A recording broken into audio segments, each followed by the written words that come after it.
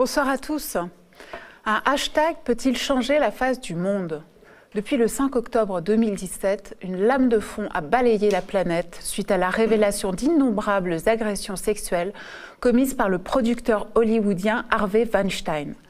Certains avaient pu penser à un phénomène éphémère lié au fonctionnement des réseaux sociaux, à un certain goût d'époque pour l'exhibitionnisme et la victimisation.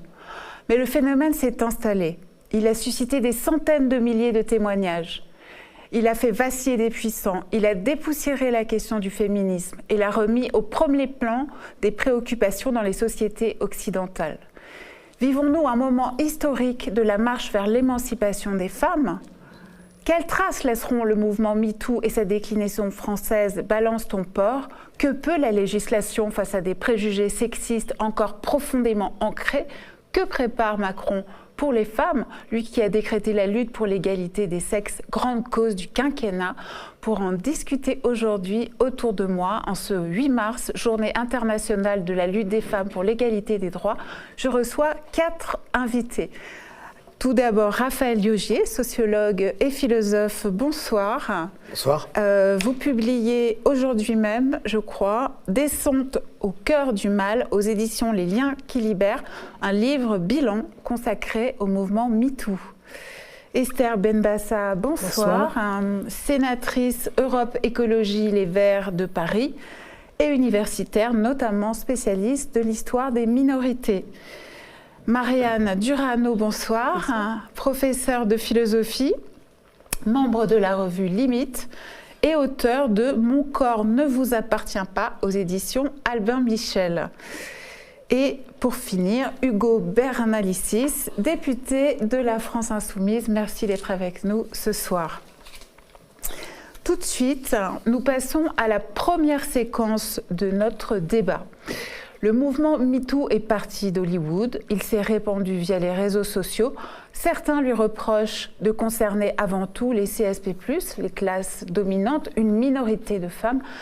Quelles sont ces retombées réelles sur la vie de toutes les femmes ? Vivons-nous vraiment un moment décisif de leur émancipation ? C'est la question que je voudrais commencer à examiner avec mes invités de ce soir.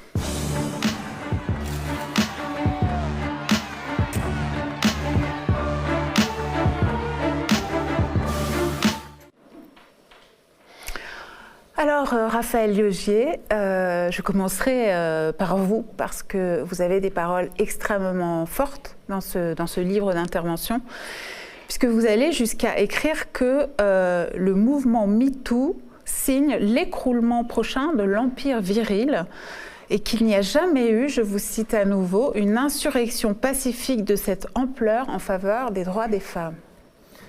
Quand Simone de Beauvoir écrivait Le deuxième sexe, publiait Le deuxième sexe en 1949, elle disait il manque une seule chose, elle posait toutes les questions finalement que je pose déjà dans le livre, mais elle disait une chose, c'est que les femmes n'ont pas réussi à dire nous, c'est-à-dire elles n'ont pas réussi à construire un véritable mouvement social. Et je crois que MeToo, depuis qu'elles disent MeToo, eh bien, elles construisent un mouvement social. Maintenant, le gros problème de ce mouvement social qui est en train de se construire, qui est en train d'émerger et de se développer, c'est sa mésinterprétation. C'est-à-dire que un des objectifs du livre, c'est que je me suis rendu compte qu'en France, on va parler de la culture du flirt, ça remettrait en cause je ne sais quoi sur ce qui est la culture française. Aux États-Unis, où je vis une partie de mon temps, on va nous expliquer qu'au contraire, il faut séparer les gens, qu'il y a une culture ségrégative, judiciariser les rapports, etc., etc. Mais dans les deux cas, c'est presque une manière de ne pas parler du vrai sujet du problème, mais du problème central qui est le problème le plus fondamental dans MeToo. J'essaye de montrer dans le livre, il y a une seule question, c'est la question de ce qu'est un corps dans le regard des hommes, un corps de femme dans le regard des hommes au XXIe siècle. Et c'est une question, puisque c'est le nom de votre émission, qui est vraiment politique. Marianne Durano, est-ce que vous pensez, vous, en tant que catholique, puisque vous vous affichez tel quel, quel regard portez-vous sur le mouvement MeToo et est-ce que vous pensez que nous vivons un moment historique en effet ? Alors j'ai plein de choses à dire sur ce sujet. Déjà, on ne peut qu'écouter la souffrance des femmes qui parlent. Et peut-être dans le cours de l'émission, je pourrais parler d'une expérience que moi j'ai vécue au moment de l'affaire Weinstein en salle des profs, de ce que pouvait être une libération de la parole chez les personnels enseignants comme chez les élèves autour de ça. Mais pour rebondir sur ce que vous disiez sur la place du corps et sur notamment le deuxième sexe, il me semble néanmoins qu'on hérite aussi de toute une tradition qui dévalorise systématiquement le corps féminin. C'est pas seulement dans le regard des hommes, c'est aussi dans le regard que les femmes portent sur elles-mêmes. Et à ce titre, Simone de Beauvoir, elle a quelques pages qui sont parfois à la fin du deuxième sexe, pas toujours très élogieuses sur le corps des femmes. Même au début. Oui, où elle dit que, je cite, le sexe masculin lui est propre comme un doigt, alors que le sexe féminin, c'est un truc un peu sale quand même, un peu bizarre, un peu mystérieux. Donc je pense qu'il faut déjà apprendre aux femmes à aimer leur corps et à le comprendre dans toute sa complexité. Les femmes doivent se battre contre leur propre corps. Oui, c'est ça, il y a quand même cette idée que le corps féminin, c'est un truc dont il faut s'émanciper. Ouais. Et je pense que, oui. Donc quand les femmes réussiront déjà à aimer leur corps, elles pourront ensuite avoir la force de le défendre. Vraiment, c'est ce que j'essaye de dire. Et alors justement, en quoi cette révolution de la parole peut changer le regard sur le corps des femmes? Je vous pose la question à tous, je ne sais pas. Esther Benbassa, vous voulez répondre? Oui, je voudrais répondre à ce qu'a dit M. Lioger. D'abord, on croit toujours qu'on fait la révolution au moment où il y a un mouvement qui se met en place. Et les historiens et les historiennes savent bien que ce n'est pas la première fois qu'il y a une évolution dans le système qui considère la femme comme inférieure. Il y a toute une histoire de l'émancipation. L'émancipation n'est pas arrivée aujourd'hui. C'est un mot peut-être qu'il ne faut pas utiliser. Les femmes se battent depuis à peu près 2 siècles pour leur émancipation. Ce serait nier un mouvement qui est en marche. Nous sommes les enfants, des petits-enfants, les arrière-petits-enfants de ces femmes qui se sont battues politiquement aussi. Les suffragettes, c'était un grand mouvement. On ne pense pas aujourd'hui l'ampleur qu'avait pris ce mouvement dans le passé. Et on a eu des grandes femmes. Et Monsieur Lioger, je vous dirais que moi qui avais grandi en Orient, quand à 13 ans j'ai découvert le deuxième sexe de Simone de Beauvoir, ça a été la révolution. Je me suis fait renvoyer de l'école des sœurs et j'ai été obligée d'étudier par correspondance. Donc vous imaginez quand même la révolution qu'a été à cette époque la lecture de ce livre. Aujourd'hui, après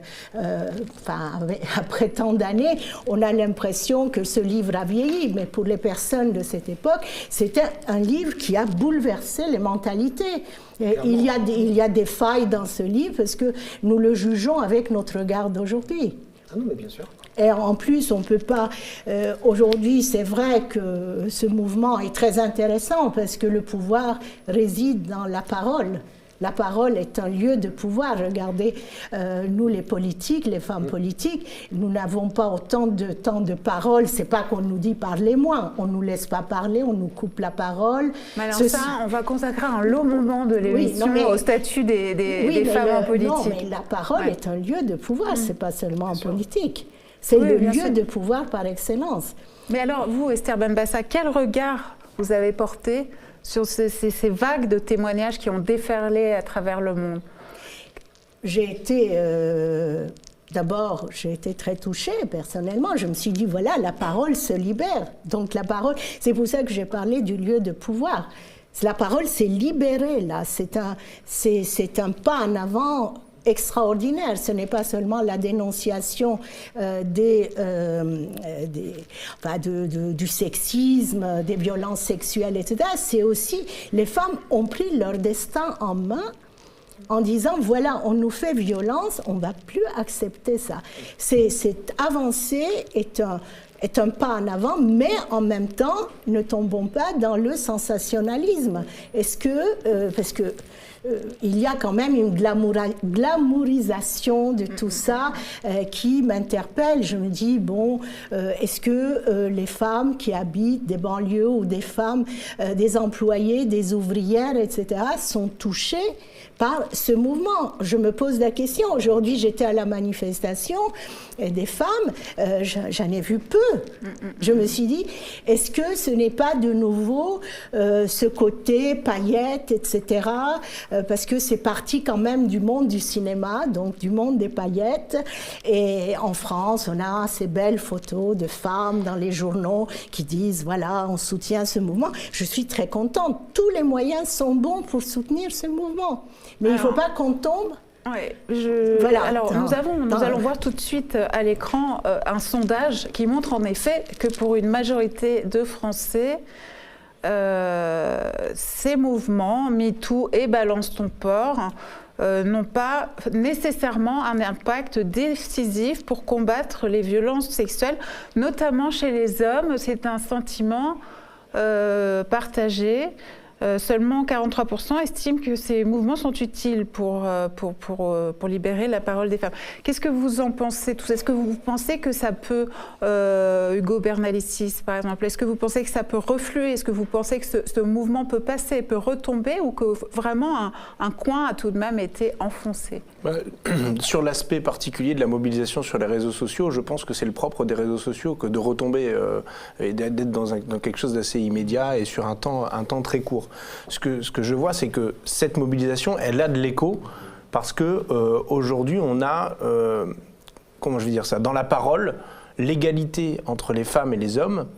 Et il me semble-t-il, en tout cas de moi, dans ma vie au quotidien, est un acquis. C'est-à-dire que les hommes passent plutôt leur temps à essayer de se justifier en quoi si ils sont quand même dans un rapport d'égalité avec les femmes sur le fond, plutôt qu'à à justifier une inégalité de facto entre les femmes et les hommes. Et donc aujourd'hui ça prend la forme par la mobilisation sur les réseaux sociaux. Et est-ce que ça a convaincu ou pas convaincu? On voyait dans le sondage, à la limite, peu importe. Est-ce que dans les faits, ça change quelque chose? C'est ça qui est important. Et ce qu'on voit dans les faits, c'est qu'il y a eu quand même une augmentation très importante. C'est un des indicateurs, mais une augmentation très importante du nombre de dépôts de plaintes dans les commissariats. Alors, il n'y a pas que les agressions sexuelles, on l'a dit tout à l'heure, le sexisme, c'est plus global que ça. Ça va de la petite blague jusqu'à des comportements qui sont des crimes. Donc, en tout cas, il y a une libération de la parole, une attente, une demande et aujourd'hui une mobilisation qui se traduit à la fois par des dépôts de plaintes, mais pas seulement. Et je pense que c'est une très bonne chose. Après, est-ce qu'on a les moyens qui sont là à la hauteur de toutes ces attentes? Je ne le crois pas, malheureusement. Et sur les plaintes, par exemple, on voit bien quelle est la difficulté des services à la fois de police qui ne sont pas formés, il faut le dire, pour réceptionner ces plaintes. Pas sur la forme, prendre une plainte c'est assez facile, mais sur l'accompagnement, sur la manière de récupérer l'information. Et puis sur les magistrats, je rappelle qu'il y en a quand même 2 fois moins de magistrats en France qu'en Allemagne.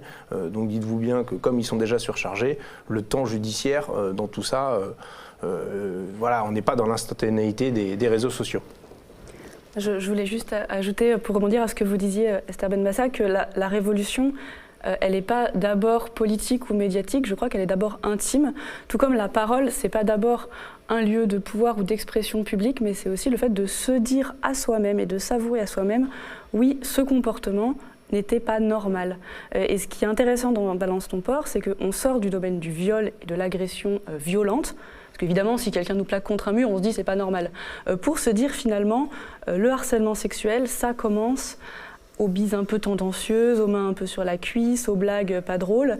Et en tout cas, ça a permis à des femmes de se dire à elles-mêmes, MeToo, moi aussi, en fait, c'est pas seulement que le mec est un peu lourd, c'est que je subis quelque chose qui est une injustice. Et ça, c'est évidemment quelque chose qu'on ne verra pas dans les sondages, et c'est quelque chose, c'est des femmes qui n'iront pas forcément manifester dans les rues pour dire ça. Mais c'est vraiment, la parole, elle se libère aussi dans le cercle de l'intime. Et MeToo, je pense que ça a permis à des personnes de mieux accompagner des femmes qui étaient en détresse ou qui ne savaient même pas elles-mêmes qu'elles étaient en détresse. Parce que c'est ce qu'il y a de particulièrement pervers dans le harcèlement sexuel, c'est qu'au début, c'est à la limite de la normalité. Enfin, évidemment, le pervers sexuel ne se dénonce pas tout de suite comme tel, et ça prend beaucoup de temps. Et c'est pour ça que le témoignage est très important pour que des femmes qui n'ont pas forcément toutes passé leur temps à lire de la littérature féministe puissent se dire « Ah bah oui, j'aurais dû dire non ». Et donc peut-être que c'est dommage que cette éducation se fasse par les réseaux sociaux, mais en tout cas, je crois que la réponse à apporter, elle n'est pas uniquement judiciaire, mais elle est surtout dans l'éducation. Pourquoi ? Parce que le problème, c'est que dans les affaires de harcèlement sexuel, la justice rencontre aussi des limites. On ne va pas mettre quelqu'un en prison pour une main un peu posée sur l'épaule de manière inadéquate. Enfin, c'est tout un tas de petits gestes qui sont imperceptibles et qu'on ne peut pas prouver, et qui sont du ressort des mœurs, au fait, des personnes. C'est vrai qu'on sait que le principal obstacle au témoignage, aux prises de parole dans les cas d'agression sexuelle, c'est souvent la honte de la victime, l'enfouissement. Moi, je pense par exemple au livre d'Annie Ernaux, Mémoire de fille, où elle révèle en fait qu'il lui a fallu une vie quasiment, il lui a fallu 30 ans pour comprendre que ce qu'elle avait vécu, sa première relation sexuelle, était en fait un viol commis par le responsable de la colonie où elle travaillait. Moi, je crois que c'est très exactement ce qu'on appelle la domination, ce qu'on vient de décrire. C'est-à-dire que la domination, elle s'exerce sur les individus par le regard d'autrui, au point que les individus ont honte de ce qu'ils sont. On le voit, qui à mon sens est la domination la plus fondamentale, parce que c'est la plus durable, c'est la domination homme-femme, qui remonte même au paléolithique. Mais toutes les formes de domination fonctionnent comme ça. C'est-à-dire que même la pauvreté et l'exclusion finissent par construire la honte d'être ce qu'on est chez les individus. Donc, il est normal que ça passe par là. Je voudrais répondre quand même à Esther Benbassa sur la question de cette question de est-ce qu'on vit un moment de révolution, ou c'est un peu comme les voyantes qui disent tout le temps qu'on est à un moment de crise, que ça va changer, que c'est un carrefour, etc. Moi, je crois qu'il y a vraiment quelque chose de fondamental qui s'exprime aujourd'hui. Je voudrais dire pourquoi. Parce que je crois qu'il faut raisonner, et je suis d'accord, que des combats ont déjà existé, et que même, finalement, ce combat actuel, c'est la résultante de toute une série de combats qui ont existé bien avant. La première chose, c'est on va dire par cercle concentrique. Le premier niveau, c'est la lutte juridique pour l'égalité des droits. La promesse de la modernité, la promesse du XVIIIe siècle, c'était l'égalité des droits pour tous les êtres humains. Et les femmes ont systématiquement été exclues alors qu'elles s'étaient impliquées dans toutes ces révolutions. Mais elles ont été exclues vraiment systématiquement du droit de vote, du droit de la propriété foncière, immobilière, enfin tout ce qu'on veut, civil. Bon. Les femmes se sont battues pendant plusieurs siècles pour obtenir l'égalité en droit. Aujourd'hui, dans certains pays, il y a l'égalité en droit, mais ce sont des pays, même c'est encore minoritaire à l'échelle planétaire. Mais il y a l'égalité en droit, on va dire, en France, il y a l'égalité en droit depuis très peu de temps. Jusqu'en 96 encore, il n'y a pas encore l'égalité en droit. Deuxièmement, cercle concentrique, on va un peu plus à l'intérieur. Il faut pouvoir appliquer ce droit, parce que c'est pas le tout qui est droit, à l'appliquer. Alors là, c'est l'égalité économique, donc professionnelle. Et alors là, les femmes, elles se battent encore pour rendre ce droit effectif. Mais c'est encore à l'extérieur du cercle concentrique. Et pour revenir à ce que vous disiez ensuite, c'est le cœur du cœur. Le cœur du cœur, c'est la souveraineté sur son propre corps. C'est la base, parce que si on n'est pas souverain sur son propre corps, l'égalité économique à l'extérieur, même si on est très élevé dans la hiérarchie sociale, si on est encore regardé comme un corps qui n'est pas souverain, c'est la première chose. C'est pour ça que moi je dis qu'il y a une notion qui est extrêmement importante, c'est la notion de jouissance. Pourquoi c'est extrêmement important ? Pas seulement parce que c'est relatif à l'orgasme au sens sexuel du terme, c'est parce que de la jouissance de son propre corps, c'est découle la souveraineté de son propre corps et la jouissance qui est reconnue de jouir au sens de la jouissance civile, c'est très exactement ce qu'on appelle le droit de propriété, et ensuite la jouissance des droits politiques, la jouissance. Parce que si une femme n'est pas reconnue dans sa jouissance, y compris dans le rapport à son orgasme est nié au sens de sa jouissance, eh bien ce qui est nié aussi, comme elle est considérée comme un objet passif, c'est sa capacité à posséder, à être propriétaire. C'est pour ça d'ailleurs qu'il y a tout ce vocabulaire de la possession dans l'acte sexuel lui-même. On possède une femme.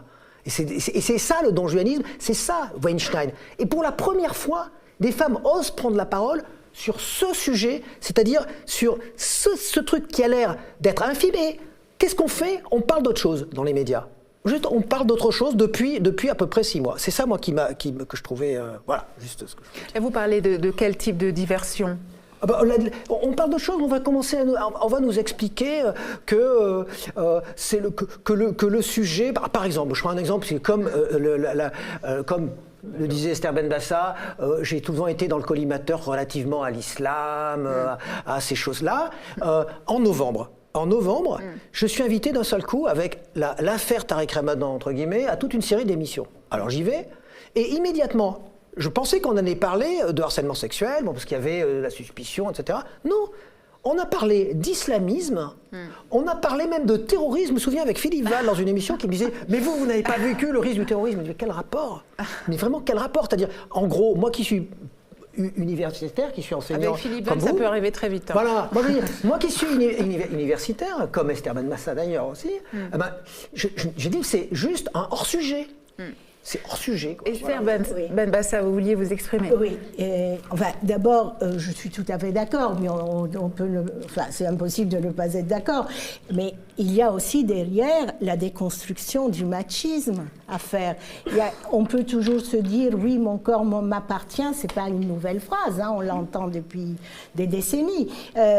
Avoir cette, disons, cette prise de conscience que son corps... on a ce corps qui nous appartient, mais là, on est entré dans le, disons, dans le noyau, parce que là, les femmes qui ont dénoncé, elles se sont dit, voilà, moi, je ne suis pas un objet, je veux faire l'amour quand je veux, avec qui je veux, etc. Mais à cela s'ajoute, en fait, ça, c'est des prises de parole, des avancées, mais il y a la déconstruction du machisme à faire. Si on a ce regard sur notre corps, c'est aussi ce regard que nous envoie, disons, ce machisme qui nous regarde comme objet et qui nous exclut de l'égalité.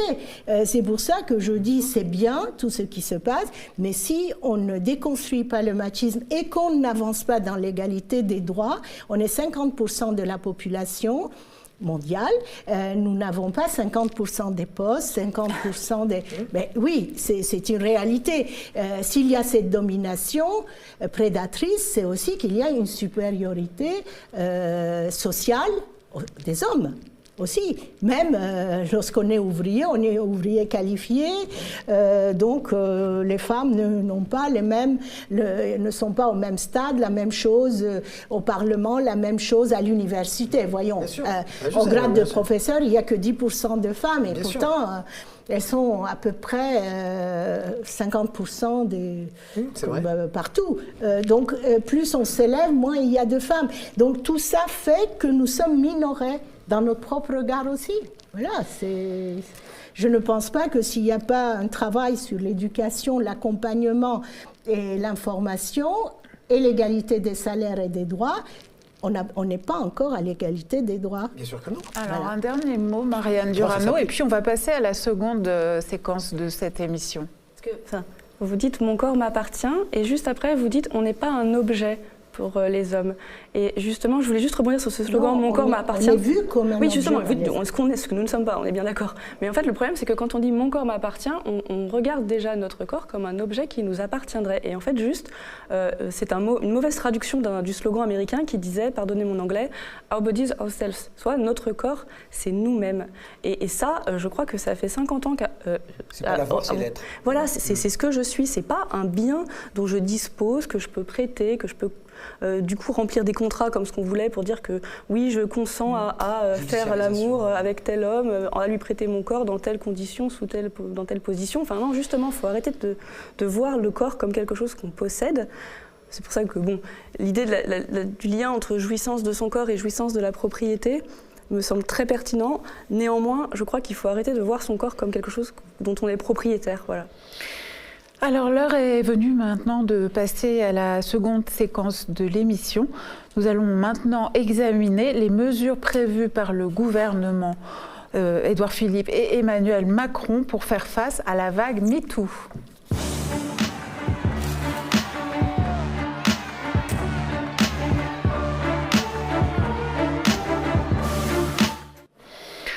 L'État est de retour pour les femmes, a affirmé hier la secrétaire d'État à l'égalité hommes-femmes Marlène Schiappa.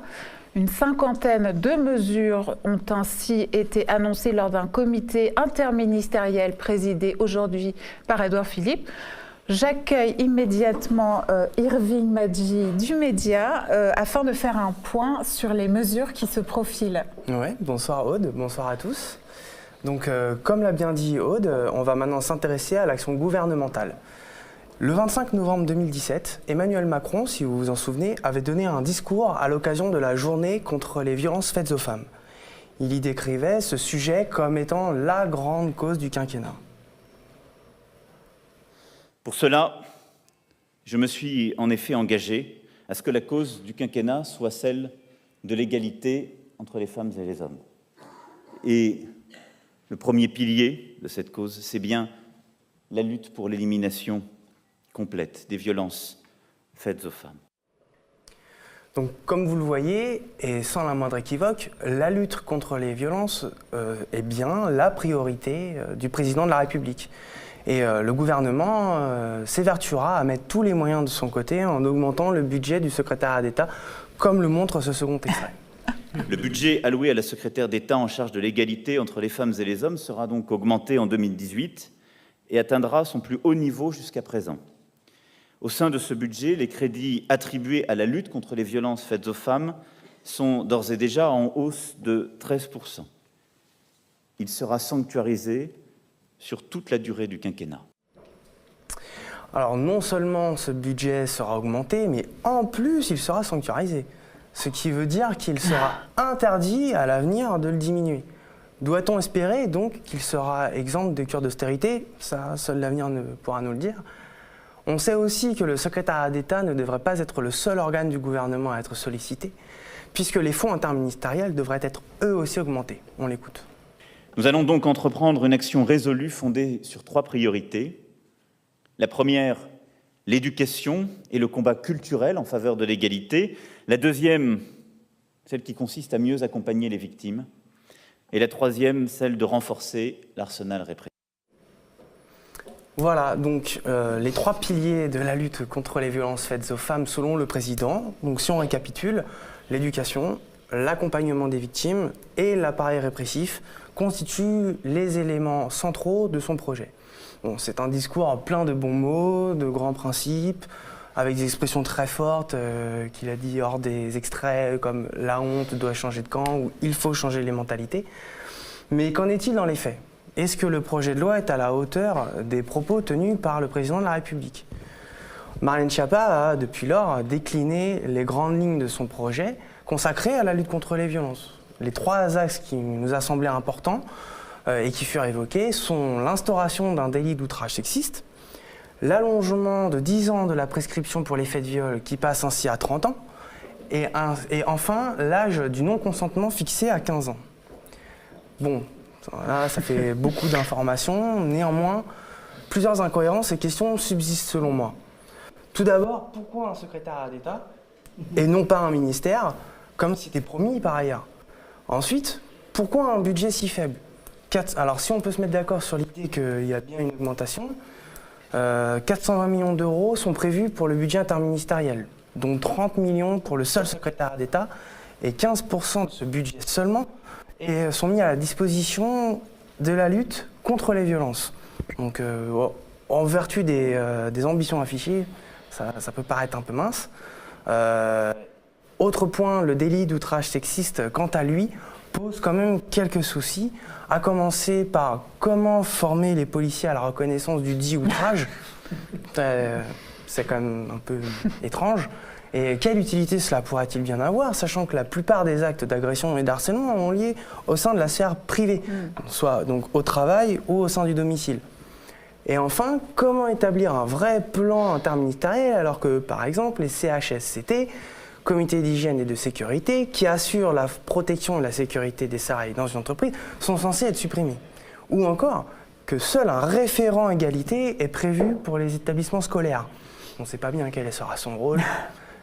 Et en matière de santé, pour l'accompagnement des victimes, comme on l'a vu, c'était manifestement les ambitions du président de la République, rien ne semble avoir été proposé.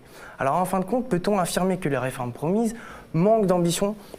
Est-ce que grâce à l'ampleur du mouvement MeToo, on va enfin avoir des politiques publiques à la hauteur des enjeux? Je vous vois très dubitative, Esther Benbassa, notamment sur le délit d'outrage sexiste. Ça vous fait beaucoup rire. Le budget, le calcul a été fait par des personnes bien plus qualifiées que moi. Il y a eu 7 000 € d'augmentation par rapport à l'année dernière dans le budget. Hein, c'est ça, parce que l'interministériel, etc., c'est de la parole, hein, de la rhétorique, hein, parce que bon, c'est voué à d'autres missions que celle-là. Et ce qui m'a le plus impressionné, c'est l'établissement du délit d'outrage. Il faut d'abord qu'il y ait un policier assermenté. Et deuxièmement, il faut qu'il y ait flagrant délit.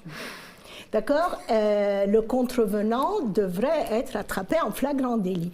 Mais comment justifier qu'il est en train d'harceler une femme?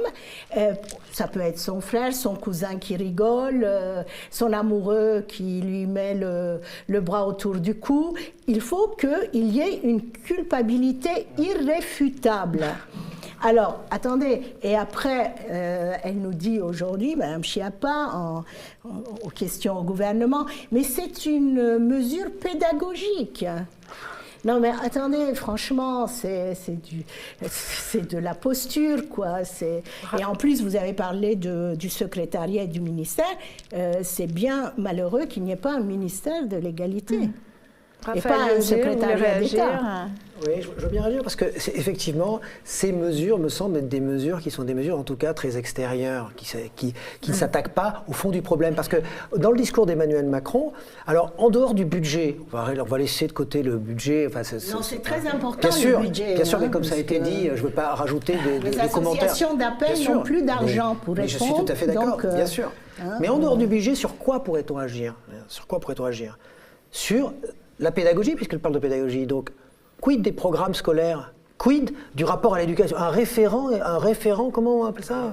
Un référent égalité, d'accord? Mais alors, dans les programmes, alors j'ai le sentiment que le ministre de l'Éducation n'est pas vraiment focalisé sur ce sujet en ce moment. Pourtant, il faudrait qu'il soit focalisé sur ce sujet. Le ministre de l'Éducation, en ce moment, il est focalisé sur, je ne sais pas ce qui se passe.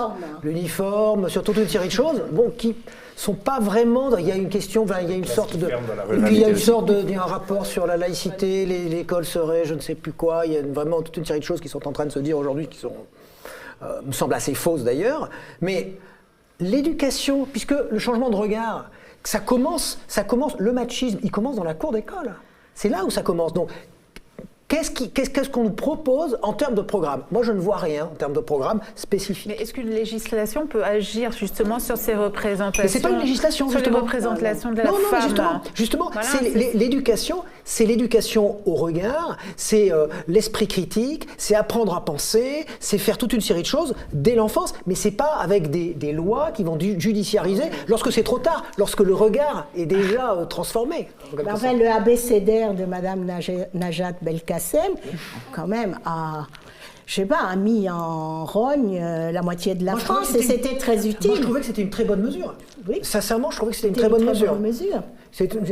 On est parti sur des délires, sur la théorie du genre, comme si c'était monstrueux. C'était pas monstrueux. C'est dû faire l'expérience de se mettre aussi à la place d'autrui et d'un autrui fondamental qu'on appelle les femmes. L'enseignement de la sexualité, pas sur les amibes seulement, la sexualité des amibes, c'est ce qu'on fait à l'école. C'est ça. On est d'accord pour dire qu'il faut pas être pudibond parce qu'on est des Français, latins, etc. Mais par contre, là, d'un seul coup, on était pris d'une sorte de pudeur incommensurable quand il s'agissait d'enseigner à nos enfants ce que pouvait être une femme, ce que pouvait être un homme, ce que pouvait être la relation sexuelle. Mais là, de toute façon, Jean-Michel Blanquer a été sans équivoque. Il supprime les ABCD de l'égalité, il ne veut pas y revenir, il ne veut même pas essayer de les repenser. Il n'y a rien du tout. Et puis, il avait déclaré aussi que ce n'était qu'une question de respect mutuel, choses comme ça. C'était vraiment très, très vague. C'est vraiment le cadet de ses soucis, manifestement. Hein, si on... Marianne Duverneau. Je pense juste qu'avant de changer les programmes ou de vouloir faire des cours d'éducation à l'égalité, je crois qu'il faudrait déjà commencer par, au sein de l'éducation nationale, et je parle un peu d'expérience, appliquer un principe de précaution quand on a des signalements de harcèlement à l'école, mais également de la part de professeurs. Parce que là, actuellement, il y a une espèce d'inertie de l'institution où, faut arrêter de se leurrer, on sait très bien, il y a des professeurs, voilà, j'ai des images en tête, qui se permettent des remarques sur les gamines, qui se permettent des paroles, des gestes même, des avances, et qui sont protégés par l'institution, qui ne fait rien parce qu'elle veut des preuves. Et je veux dire, qu'est-ce que vous voulez des preuves, et même si on leur fournit des preuves et des témoignages, ça ne suffit pas. Donc une inertie de l'institution qui éventuellement va accepter de déplacer le prof d'un établissement à un autre si il a fait trop de remous. Donc ça, il y a un problème. Et moi, je pense que déjà, au niveau de ces thématiques de harcèlement scolaire et de harcèlement de la part du corps professoral, avoir un principe de précaution. C'est-à-dire que dès qu'une gamine dit quelque chose, on suspend et on freine. Et puis on étudie vraiment les requêtes et on laisse pas des gens. Avant de suspendre quand même. Non, mais ce que je veux dire, c'est que oui, mais souvent. Non, mais bien sûr, non, mais ça s'oppose pas. Mais la chose, c'est qu'il faut vraiment maintenant, au sein de l'institution, commencer par un petit nettoyage et pas attendre qu'il y ait quelque chose de grave qui se produise, parce que, vraiment là, je sais pas si j'en dis trop vu mon statut de fonctionnaire, mais on étouffe beaucoup de choses dans toutes les institutions.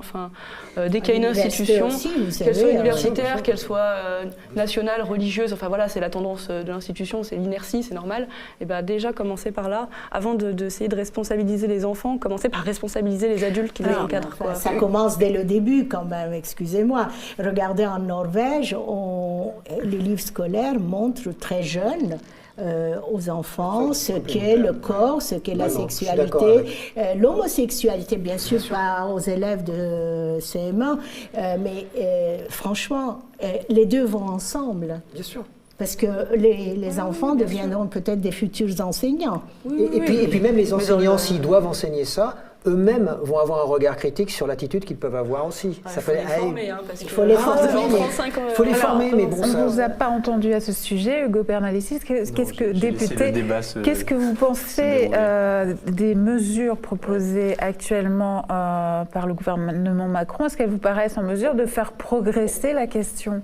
Moi, je ne voudrais pas qu'on se méprenne sur ce que j'ai pu dire tout à l'heure sur le fait qu'il y avait une augmentation des plaintes. Il ne s'agit pas de tout judiciariser dans ce domaine. Néanmoins, il ne faudrait pas qu'on tombe dans l'excès inverse. C'est-à-dire que quand il y a des choses qui doivent être judiciarisées, il faut qu'il y ait des suites qui soient données. Ce n'est pas possible de rester comme ça avec l'inertie de la justice, qui est déjà assez une souffrance suffisante comme ça pour les victimes dans quelques domaines que ce soit, pour qu'on en rajoute encore une couche au moment où il y a une libération de la parole. Donc là, je veux le dire ici maintenant, le budget du ministère de la Justice, par exemple, n'est pas à la hauteur des réponses qui doivent être données, et il n'y a pas besoin de changer la législation en la matière aujourd'hui sur l'instruction des affaires. Bon. Ça, c'est une première chose. La verbalisation, effectivement, on a vu combien... si c'est vraiment ça la mesure phare, ça pose un problème. Si c'est juste du symbolique, j'ai envie de dire pourquoi pas. Très bien, on n'a pas le droit de passer le passage piéton. Vous savez qu'on peut avoir une amende pour ça. Personne n'a jamais eu une amende dans sa vie parce qu'il n'était pas passé au passage piéton. Pourtant, elle existe. Non, mais je vous donne cet exemple-là. Je ne mets pas ça sur le même plan, mais du point de vue de la verbalisation, vous comprenez ce que je veux dire. Clairement, effectivement, c'est une question des moyens qu'on met à disposition de tout ça. Peut-être que plutôt de parler de propriété, on peut reparler de souveraineté sur son corps. C'est un mot que j'aime beaucoup parce qu'en politique, ça parle aussi, la souveraineté en règle générale. C'est clair que c'est un sujet d'éducation. Et là, on voit clairement qu'il n'y a pas de moyens supplémentaires mis à l'école, même c'est le contraire, c'est ce que vous venez de dire, mais aussi dans les relations professionnelles. Quand on voit la loi travail qui vient d'être votée, elle ne va pas améliorer, on a parlé du CHSCT tout à l'heure, ça ne va pas améliorer les rapports femmes-hommes dans l'entreprise. Alors aujourd'hui, la grande nouvelle dans les mesures aussi, c'est qu'on va avoir... Parce que beaucoup de femmes sont en temps partiel. Exactement, en temps partiel subi. Les smicards, ce sont surtout des smicardes en réalité, et que du coup, quand on n'augmente pas le SMIC, une nouvelle fois la domination qui s'exerce, la domination masculine. Et puis, en réalité, on le voit là, ils veulent mettre en place un logiciel. Je ne sais pas si vous avez entendu parler de ça. Ils veulent mettre en place, donc ça fait partie des mesures, pour l'égalité salariale. Donc, l'égalité salariale, on va mettre en place un logiciel, on va mettre les salaires dedans et à compétences égales, on va regarder, etc. Alors, je vous coupe une seconde. Justement, nous avons un graphique sur la question des inégalités salariales qui est en l'occurrence fondamentale parce qu'on ne peut pas analyser les violences sexuelles indépendamment de la répartition du pouvoir et indépendamment d'un regard beaucoup plus large sur les inégalités dans un pays. Voilà, donc effectivement on voit, et c'est même le symptôme véritable du aussi. malaise, c'est qu'il n'y a pas à travail égal, pas de salaire égal. Mais le logiciel, la proposition, parce que c'est quand même des technocrates qui nous dirigent, alors tout ça enrobé parfois dans des belles paroles, dans des beaux discours, mais à la fin c'est quand même la technocratie qui revient et qui nous explique que c'est par un logiciel, par le numérique, vous savez, qui va tout régler évidemment, par le numérique on va trouver une solution à ça. Or en réalité dans toutes les entreprises, quand on va, il suffit juste de discuter avec les délégués syndicaux ou même avec n'importe qui dans la boîte, tout le monde sait qui est plus payé et qui est moins payé et où se trouvent les inégalités dans l'entreprise. Il n'y a pas besoin de logiciel pour ça, hein. C'est une évidence hein, dans la grande majorité des cas. Et on nous dit, de toute façon, ils auront 3 ans pour se mettre dans les clous de l'égalité. 2020. Pour se mettre dans les clous de l'égalité salariale. Et s'ils ne sont pas dans les clous... une amende. Non. D'abord, ils auront peut-être la mise en place d'un plan d'objectifs. Et s'ils n'atteignent pas le plan d'objectifs, alors après, il y aura une amende. Bon. Donc en 2030. Oh, quelque part par là. Non, mais à chaque fois, c'est ça, quoi. Et en plus, l'amende, qui est chargé de contrôler ? Qui est chargé de contrôler ? L'inspection du travail. Quand on voit l'état dans lequel se trouve l'inspection du travail, tout ça est une blague. C'est-à-dire qu'aujourd'hui, c'est clair que du point de vue de la loi, il y a déjà plein de choses qui existent. Et la bataille de beaucoup de syndicalistes, de beaucoup de personnes, en réalité, il s'agit d'être une bataille pour faire appliquer le droit. C'est quand même assez extraordinaire. Et ça permet à ceux qui nous gouvernent de se draper en disant « mais le droit existe, tout va bien, je vois pas le problème ». Ils nous ont fait le même coup à l'Assemblée sur les contrôles aux faciès. Je me dis « mais vous voulez mettre en place un récipicé, etc. Bon, pourquoi pas, vous êtes bien gentil à la France Insoumise. ELV l'avait proposé aussi au Sénat. En 2000, vous êtes bien gentil, mais de toute façon, c'est déjà interdit dans la loi, le contrôle aux faciès. Voilà, et problème réglé, c'est déjà interdit dans la loi. Sauf qu'on sait que dans les faits, c'est encore majoritairement le cas. Donc le débat, il est bien plus large que juste la question du droit, de la loi en tant que telle, mais qui ne peut pas être déconnecté de la question des moyens. Et là, c'est clair qu'on est en dessous de tout et qu'il va falloir faire un effort colossal en la matière. Que vous disiez, c'est le deuxième cercle, le droit, premier cercle, deuxième cercle, l'égalité économique, troisième, qu'est-ce que notre corps, souveraineté sur le corps ?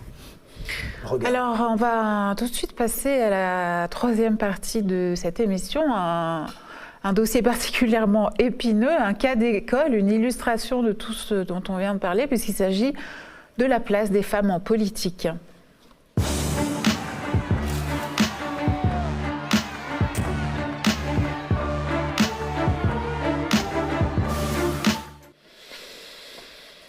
On ne peut pas le passer sous silence ce soir. Aujourd'hui, la France compte 2 ministres en exercice, dont le comportement a tout de même conduit des femmes à franchir le cap difficile du dépôt de plainte pour viol.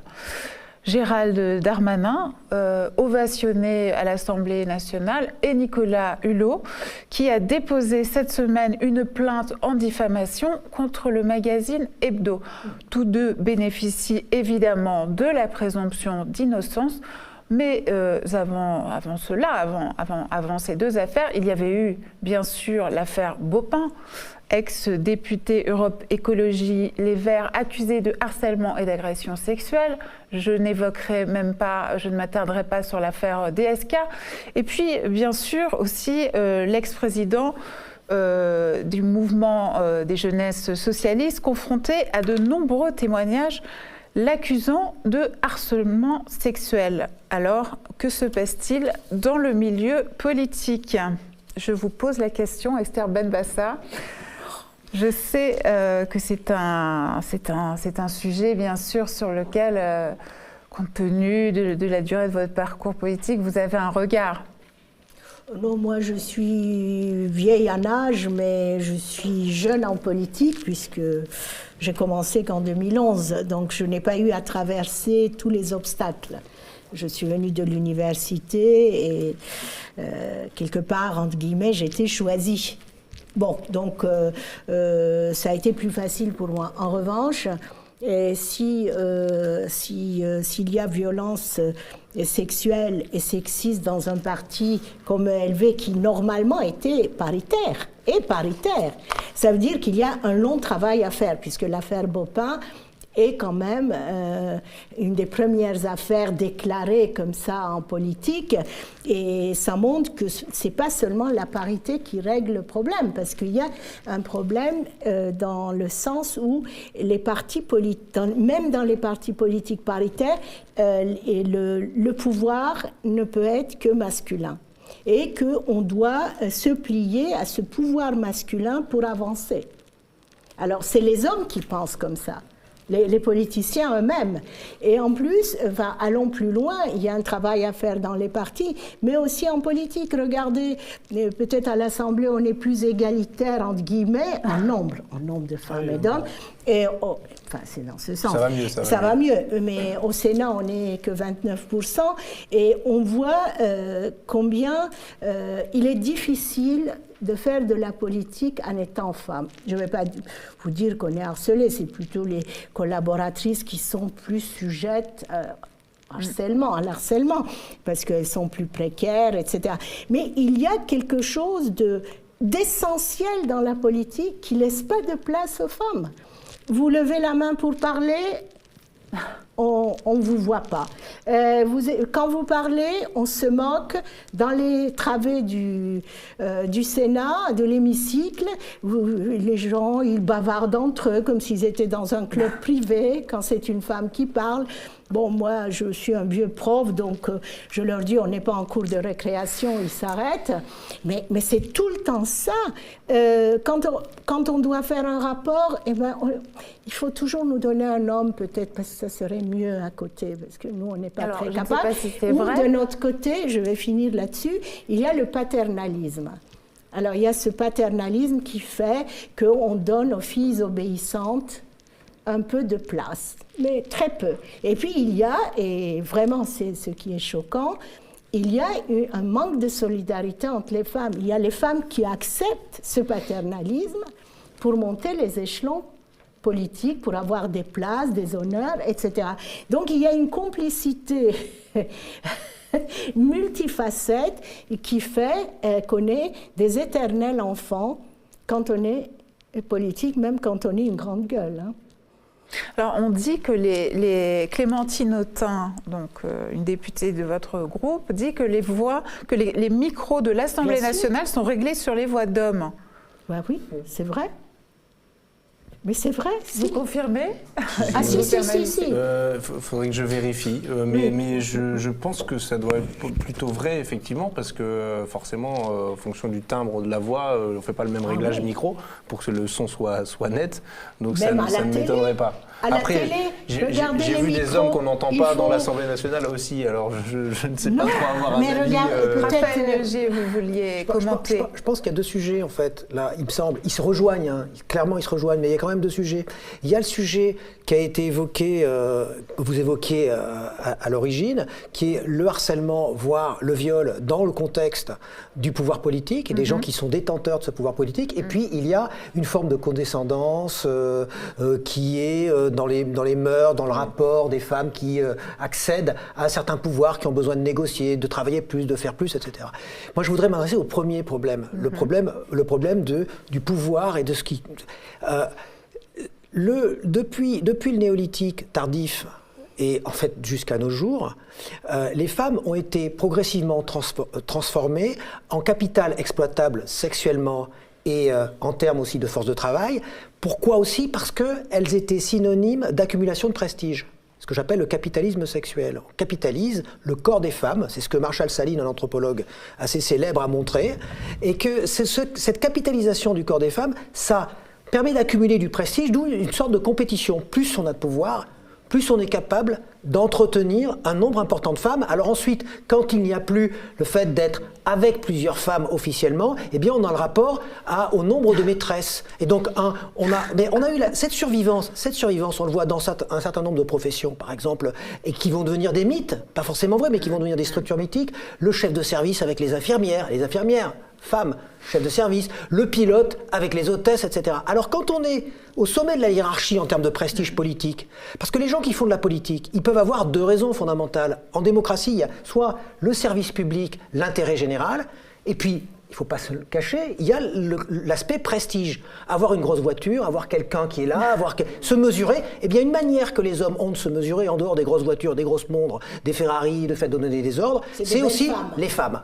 C'est ce qu'on appelle la femme trophée, c'est ce qu'on appelle... Et d'ailleurs, pourquoi la question des belles femmes, c'est une question très importante, parce que comme c'est vraiment du capitalisme sexuel, les femmes vont finir par être considérées, et quelque part se considérer elles-mêmes, ce que je dis dans le livre, comme un bien fongible. C'est-à-dire un bien qui non seulement peut être accumulé, mais comme tout bien, qui en quelque sorte se dévaloriserait à l'usage. D'où le reproche que l'on peut faire à des... Ben oui, je suis désolé. C'est affreux. Ah non, mais c'est affreux. Mais pourquoi c'est affreux? C'est affreux. C'est quelque chose pour nous. Oui, mais parce que ça touche le cœur du problème. C'est-à-dire que déjà, à la base, l'idée de dire d'une femme... parce qu'elle aurait couché avec un certain nombre d'hommes, que c'est une salope, et ce qu'on retrouve déjà dans la cour d'école à un certain niveau, hein, et qu'un garçon, lui, au contraire, il accumule du prestige, ce qu'on appelle la virilité, eh bien, c'est quelque chose qui se retrouve encore au niveau même de l'infrastructure mentale du politicien. Alors, je crois que c'est aussi ça. Il y a plus. Ah non, mais il y a plus. Ils sont prédateurs. Oui, mais la prédation, c'est ça. La prédation, c'est aussi la recherche de prestige. D'ailleurs, on sait, il ne s'affiche pas avec ses femmes, cher ami. Il couche avec ses femmes, il les viole. Alors, prenons l'exemple de Weinstein, il ne s'affiche pas. Il ne s'affiche pas et en même temps, il y a un désir de savoir qu'ils sont capables de séduire et qu'ils ont ces femmes, mais sans le dire et sans que ce soit complètement officiel. C'est exactement pareil avec Weinstein. Il y a une journaliste... Dans le livre, vous dites que l'humiliation de femmes puissantes, justement, d'actrices très célèbres, etc., fait partie du processus de jouissance. Exactement. Le processus type Casanova, c'est un effet de la domination, mais c'est moins grave que le processus Don Juan, parce que le processus Don Juan, c'est jouir de son propre pouvoir à travers le corps de femmes. Donc le corps de femmes qui sont par exemple des stars, etc. Et ça, c'est typiquement Weinstein. Parce que Weinstein, il ne veut pas coucher avec des prostituées. Il veut que la jeune femme vienne dans sa chambre, qu'elle sache pourquoi elle est là et ce qu'elle doit faire. Et Strauss-Kahn allait avec des prostituées. C'est la raison pour laquelle, dès le début du livre, mais ça tombe bien, dès le début du livre, je distingue Strauss-Kahn et de Weinstein, et je dis Strauss-Kahn, c'est plutôt Casanova, l'effet de la domination, mais c'est pas la cause parce qu'il couche avec tout le monde, en gros. Hein, c'est-à-dire, il y a une sorte c'est le mal salace qui est une sorte d'obsession perpétuelle, qu'elle soit payée, pas payée, ça ne pose pas de problème. Weinstein, non. Weinstein, il les accueille en peignoir dans sa chambre. Et il veut qu'elle sache que c'est pour ça. C'est-à-dire que l'incongruité de la situation est même construite chez lui. Ça, c'est le rapport au pouvoir, et ça, c'est le cœur du problème. C'est le cœur du mal. Alors, Esther Benbassa, vous avez organisé récemment au Sénat un forum sur le sexisme en politique. Et vous avez eu des mots très forts à cette occasion, puisque vous avez dit que la politique produit des prédateurs. Ah oui, tout à fait. Bien sûr. Et des prédateurs, oui, c'est le pouvoir. Du coup, il existe majoritairement. Majoritairement. Et puis, vu l'ampleur des égos, ça renforce cet effet prédateur qui va quand même vers les plus faibles. C'est le phénomène du chasseur. Et c'est vrai aussi que, par exemple, nous on a vu, il y a l'omerta vraiment, comme il y a eu à Hollywood longtemps. En politique, il y a l'omerta. Là, on a fait cette journée avec Libé, etc. C'était pas un forum scientifique, c'était un forum ouvert. Les institutionnels ne sont pas venus. Mais est-ce que vous qui êtes à l'Assemblée nationale actuellement, Hugo Bernalicis, est-ce que c'est en train de changer ça? Justement parce qu'il y a quand même toute une classe d'âge qui est entrée à l'Assemblée, on nous en a suffisamment rebattu les oreilles. Alors est-ce que vous sentez que ça bouge sur ces représentations-là? Malheureusement, j'étais pas élu, ou je ne sais pas si malheureusement pas, mais j'étais pas élu dans la mandature précédente, donc j'ai pas de point de repère, c'est ma première expérience à l'Assemblée nationale. Mais ce que je vois, c'est qu'il y a des rapports extrêmement violents de domination homme-femme dans le débat politique, comme le disait Esther, notamment en commission des lois. Moi, je suis en commission des lois, qui est une des commissions prestigieuses présidée par une femme, et donc voilà, ça a été un problème surtout pour l'aile droite, mais pas que en réalité, mais pour tous ceux qui sont là depuis trop longtemps. Et ça se matérialise par des ricanements, des comportements. Il y a eu vidéos qui ont été extraites de la commission des lois, d'un jeune député LR qui a dit « vous pourriez être ma mère ». Voilà. Enfin, voilà, c'est juste... et à chaque fois que la présidente de la commission des lois ou que des rapporteurs, eux, rapportent des textes à l'Assemblée et que LR y est opposé, voilà, c'est vraiment un truc de viriliste où c'est normal pour déstabiliser la personne dans sa prise de parole de faire le machiste de base, quoi. C'est juste une réalité au-delà du harcèlement, des prédateurs, etc. Mais juste dans le débat en tant que tel. Et ça, moi, ça m'est déjà arrivé peut-être trop peu souvent de protester aussi dans mes prises de parole face à leur comportement et de dire moi je trouve ça inacceptable que ça fonctionne comme ça, quoi. Et je trouve que finalement il y a assez peu de solidarité, y compris au sein de La République En Marche, de la part à la fois des femmes mais aussi des hommes. Alors il y en a quand même, quand je dis assez peu, c'est-à-dire qu'il n'y en a pas, il y a des prises de parole aussi ne serait-ce que juste sur la forme pour remettre les choses à leur place, et ça me semble important à intervalles réguliers, mais trop peu. Mais est-ce que c'est pas jamais une hypothèse, hein, mais parce que essayer de comprendre pourquoi est-ce qu'en politique les femmes sont systématiquement dévalorisées. Je pense que juste dire il y a un machisme structurel, c'est le point de départ, mais il faut aller plus loin. Et est-ce que c'est pas parce qu'on estime que le politique, il est là pour représenter la population ? Donc il a un rôle de représentation. Donc j'essaye d'essayer de réfléchir, mais du coup, comme on a toujours imaginé que l'homme et le corps masculin, bizarrement, ça coïncidait avec l'universel, alors que la femme, elle, son corps, il est sexué. On ne parle jamais du corps masculin, ou quand un politique prend la parole, c'est jamais en tant qu'homme, alors que les femmes, elles, quand elles prennent la parole en politique, elles sont toujours suspectes de représenter, entre guillemets, les femmes, leur camp, comme si elles étaient les seules à être sexuées. Et du coup, hypothèse peut-être un peu polémique, je me demande si toutes les lois sur la parité, ou même sur le fait de dire Madame la ministre, est-ce que c'est pas, j'aimais une hypothèse, mais encore une manière de renvoyer les femmes politiques à leur sexualité féminine, du coup, quand on dit Madame la ministre, à redire, ben voilà, vous êtes une femme en politique, et donc finalement à ne pas favoriser le fait que les femmes puissent représenter la communauté nationale aussi bien qu'un homme. On vous appelle Madame le sénateur, je trouve ça honteux.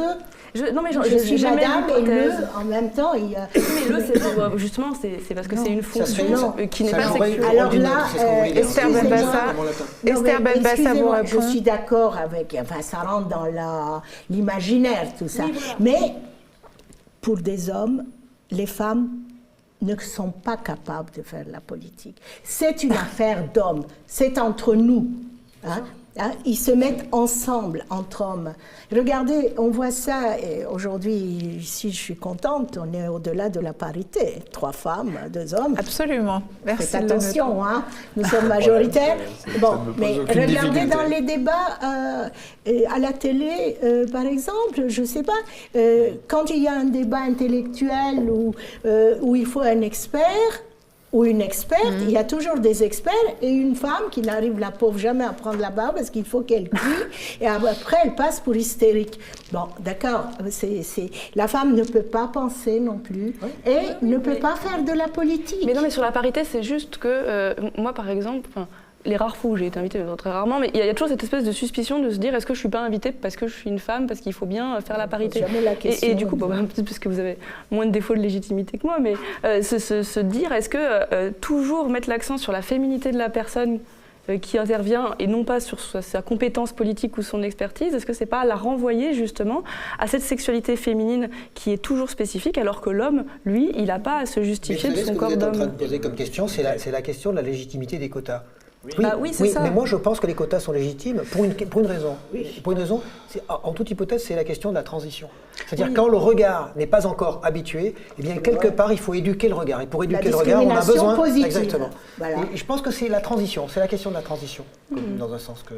J'ai aussi été une hypothèse, mais Ce que je sais sur votre hypothèse, c'est qu'à chaque fois qu'on appelle quelqu'un à l'Assemblée par sa fonction en féminisant la fonction, ça rend fou les gens de chez LR. Donc moi je me dis que c'est ça qu'il faut faire.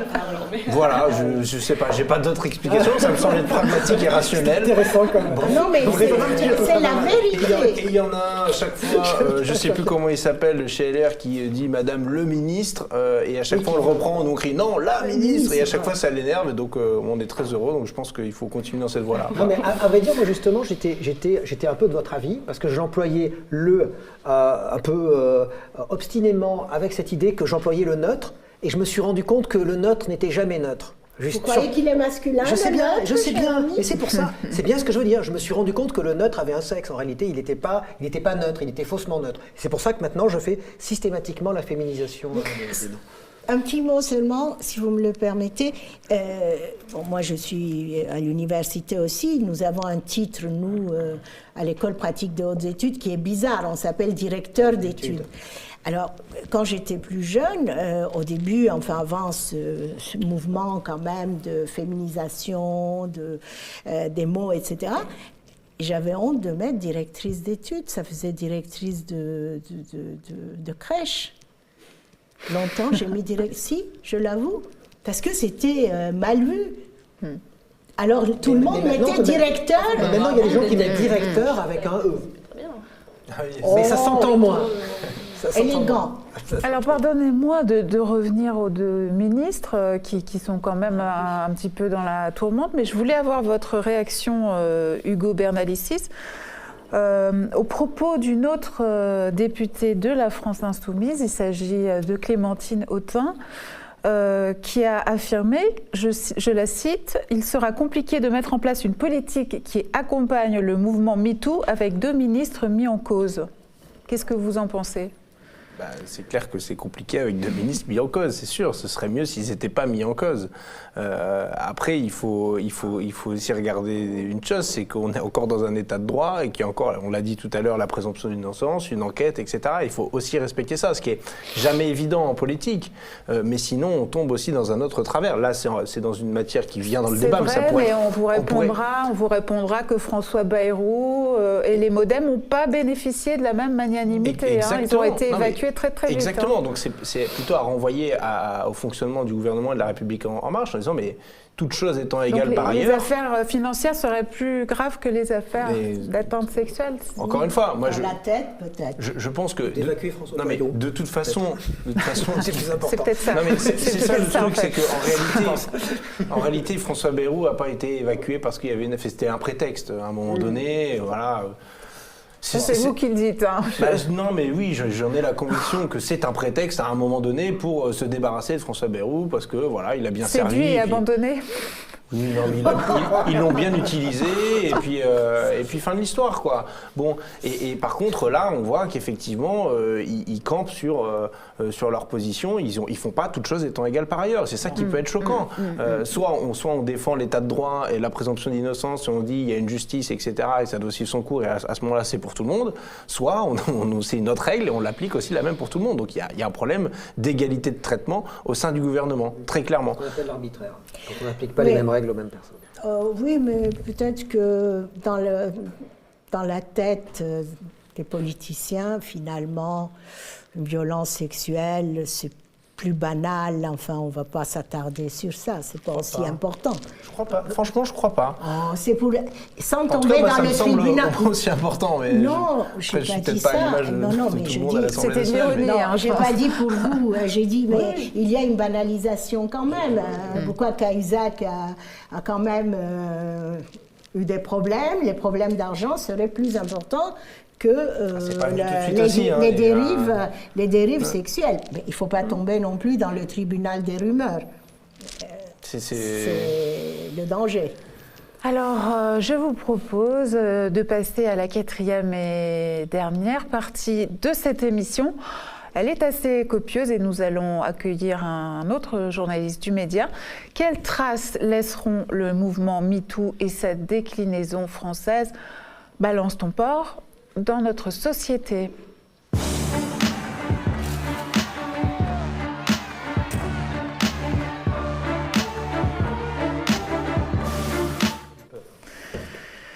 Alors, bonsoir. Alexis Poulain. Donc avant de revenir à la situation française, on va tourner un petit moment nos regards vers les États-Unis, d'où tout est parti.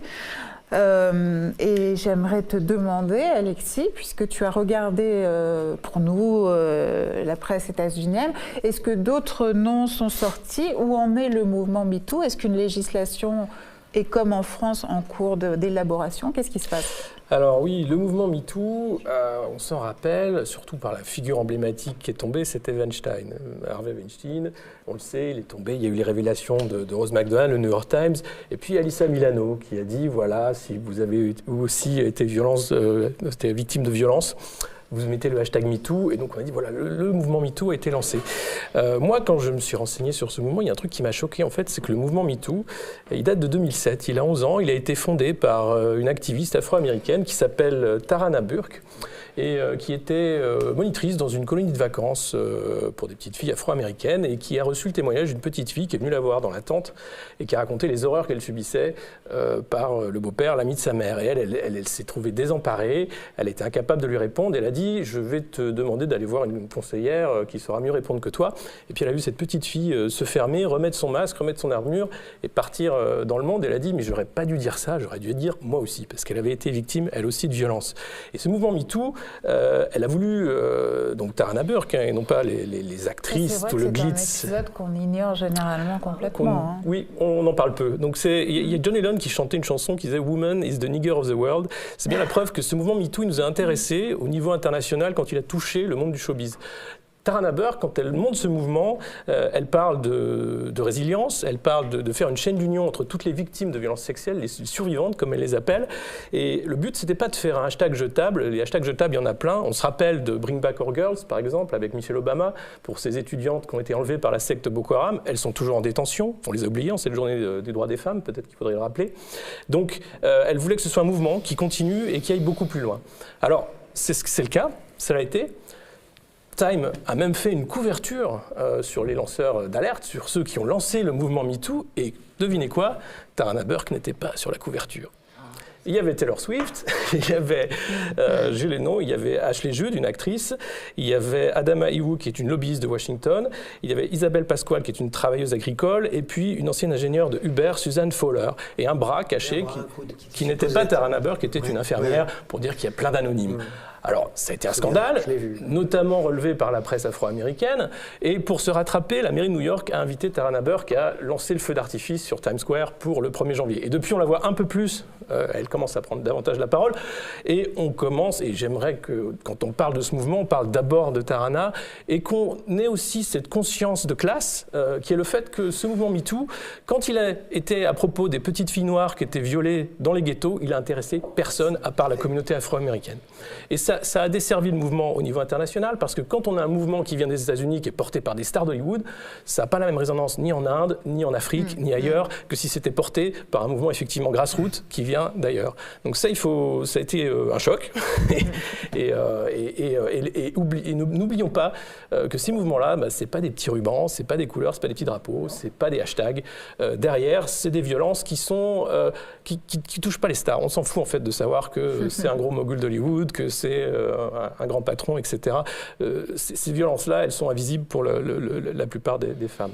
Alors, à propos de grandes figures, il y a tout de même Donald Trump, qui, quoi qu'ayant été mis en cause, lui, court toujours. Ah oui, c'est incroyable. Donald Trump, il a plus d'une dizaine maintenant de plaintes à son égard. Alors, c'est des plaintes qui remontent à loin, ça peut aller de 72, 2005, etc., mais de Miss Univers, en passant par des assistantes, des filles qu'il a touchées en boîte. Et donc, tout ça... un argument de campagne. Alors, il a été attaqué pour ça dans la campagne, et c'est ce que vous disiez sur la femme trophée, le principe de dire, voilà, il a du pouvoir. Il a payé aussi beaucoup de femmes pour se taire. Il y a une porn star qui reprend la parole aujourd'hui en disant, j'ai bien pris mes 100 000 $, mais finalement, ça ne me suffit pas, et puis j'aimerais dire que ça va pas du tout. Mais il faut voir que, bizarrement, la classe politique est moins empressée que pour Bill Clinton pour pousser l'impeachment sur ce thème-là. On va plutôt s'occuper de la Russie et de la campagne que de l'aspect psychologique de Donald Trump sur son rapport aux femmes, qui est très grave. Et pour les lois, alors, on va dire, mais alors les États-Unis, quand même, c'est un pays ultra-légal, ils ont dû faire une loi, comme nous. Et en fait, pas du tout. Il se trouve que le mouvement MeToo est une aubaine formidable pour les cabinets d'avocats qui, sur Internet, disent aux femmes, si vous aussi MeToo, on va vous aider à en faire un legal case et vous allez peut-être gagner de l'argent. Alors, c'est pas forcément facile parce que ça dépend des États, ça dépend des frontières, il faut parfois requalifier les choses en discrimination, mais il n'y a pas de loi, les choses n'ont pas bougé, à part dans l'administration où on a essayé de faire quelque chose chose pour les fonctionnaires, parce qu'on s'était dit que ça faisait quand même un peu désordre à Washington.